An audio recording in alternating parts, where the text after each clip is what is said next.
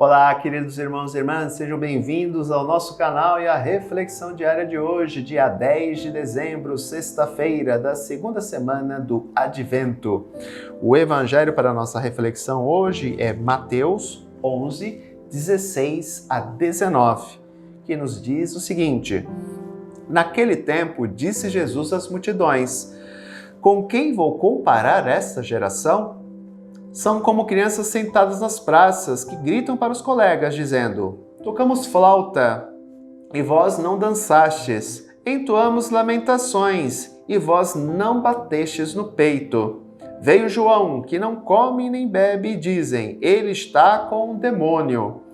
Veio o Filho do Homem, que come e bebe, e dizem: É um comilão e beberrão, amigo de cobradores de impostos e de pecadores.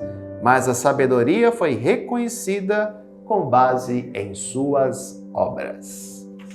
Aqui uma crítica dura de Jesus, voltada às autoridades religiosas de Israel, não ao povo, porque o povo seguiu João Batista, o povo seguiu Jesus. Quem não seguiu João Batista e nem Jesus foram os fariseus, os saduceus, os mestres da lei. Então a crítica de Jesus, a comparação que ele faz com os meninos sentados nas praças, que querem se alegrar, na verdade ele está fazendo uma dura crítica a esses homens de coração duro, presos às suas certezas absolutas, que no caso foi a interpretação que eles fizeram da lei, e que não se abriram, não abriram os ouvidos, não abriram o coração à mensagem de João, que era uma mensagem de arrependimento, de perdão de pecados, de conversão, de mudança de postura, de mudança de mentalidade, e depois a vinda de Jesus, que é uma mudança de interpretação da lei. Em que sentido? Jesus ele vai no centro da lei, e o centro da lei é o próximo. A lei foi criada para proteger o próximo. E aí o que acontece? A interpretação realizada através dos mestres da lei, dos fariseus, fez com que a lei oprimisse a todos.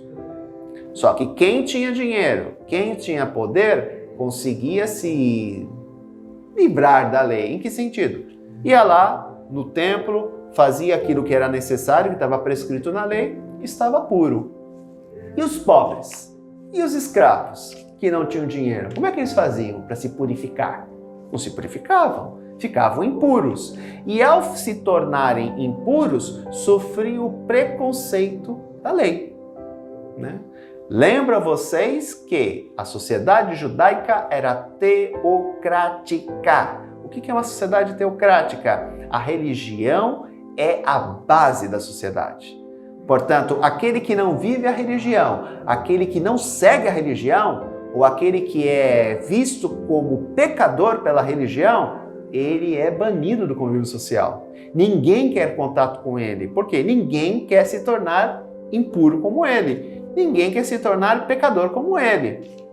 Por exemplo, se alguém que não anda de acordo com as normas sociais, o que acontece com essa pessoa? Essa pessoa ela é vista como alguém diferente, é discriminada. E se alguém anda com ela, o que acontece? A pessoa também vai sofrer o mesmo preconceito. Por exemplo, se eu tenho um amigo homossexual, se eu ando com esse meu amigo, olha lá, o Alex também é homossexual. Se eu, por exemplo, eu tenho um amigo que gosta de jogo, sei lá, o cara gosta de jogar carteado, valendo dinheiro, um apostador. Se eu ando com ele, olha lá, o Alex também é da mesma turma. Ou seja, são os pré-julgamentos e preconceitos que nós criamos. E quando alguém anda com uma pessoa que faz esse tipo de coisa que não nos agrada, nós acabamos generalizando todos. Dou um exemplo básico. Eu me lembro na época da minha formação, quando eu estava no seminário, foi quando estourou os casos de pedofilia nos Estados Unidos, em 2002. E foi uma verdadeira caça às bruxas dentro dos seminários. E nós, na época que fazíamos pastorais nas paróquias, todo seminarista ele faz pastoral numa paróquia, nós tínhamos contato com crianças. A criança é super espontânea, a criança vem, ela pula em você, ela abraça você, ela agarra você. E imaginem a nossa situação, porque para todo mundo, ou para algumas pessoas, melhor dizendo, todo padre é pedófilo. Né? Ou todo padre é homossexual, ou todo padre é vagabundo, ou todo padre é isso, ou todo padre é aquilo. Ou seja, pelo erro de um ou outro, todos são estigmatizados. E aí eu lembro que os casos de pedofilia a nível mundial representam 0,002%. Não chega nem a 0,5%. Mas por causa de alguns que erraram, eu não estou aqui dizendo que não erraram, erraram feio e deveriam sim ser banidos do ministério, não ficar sendo transferido de lugar ou outro, mas por causa desses, todos entram na mesma situação. Por isso nós temos que tomar muito cuidado com esse tipo de colocação. Porque para nós seminaristas, e não digo só por mim, digo para os meus colegas que na época estavam comigo no seminário, nós ficávamos uma pressão muito grande, porque nós tínhamos medo de nos relacionar com as crianças. Porque veja bem, se eu tivesse muita atenção com uma criança, opa, tem que ficar de olho. Se eu andasse muito com um jovem, opa, tem que ficar de olho. Se eu andasse muito com uma garota, opa, tem que ficar de olho. E até se eu andasse com um velhinho ou com uma velhinha, opa, tem que ficar de olho. Vocês imaginem. Era uma situação extremamente desconfortável para um seminarista e eu imagino para um padre também, na época, né? Então a gente tem que tomar muito cuidado para não fazer generalizações. Nós temos uma inclinação muito forte de fazer isso. Porque anda com fulano é igual a fulano ou comunga da mentalidade de fulano. Não. Jesus andava com quem? Com os pecadores.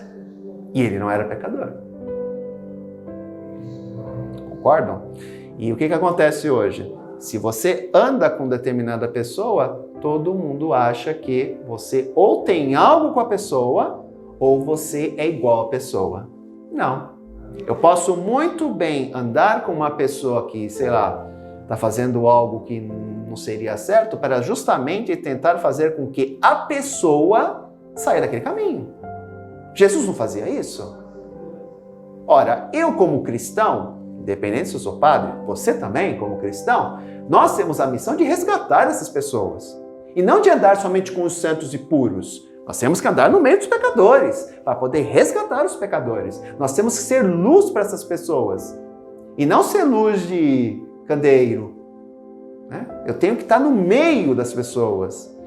Eu não posso me esconder no altar, vou ficar lá no altar só celebrando e não me aproximo das pessoas. Né? Não. A figura do padre e a atuação dele é no meio do povo. Não somente no altar lá separadinho, intocável. Não.